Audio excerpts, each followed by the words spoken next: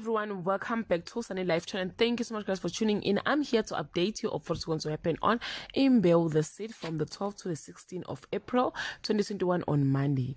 Kamadonsela is reprimanded for getting Peggy arrested and warned about what awaits her after Peggy is gone on Tuesday. Nkululeko ditches his legal family for his lover. Nkululeko found out that Fikile has been mugged.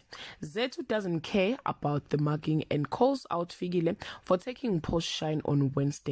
Nokuzolile tried to talk her way out of the cleansing, but Zitulele won't budge. Her panics grow when Macingwane arrives with a cryptic message on Thursday. Nokuzolile is tormented about the abortion, and Zitulele thinks she's just anxious about the cleansing ceremony on Friday. Mandlovu looks at the old photograph of herself in younger years with a man. She tried on some dancing shoes sent to her as a gift. Makoko got her groove back. Guys, this is all I have for today. You can leave your comment below and share your opinion. Bye.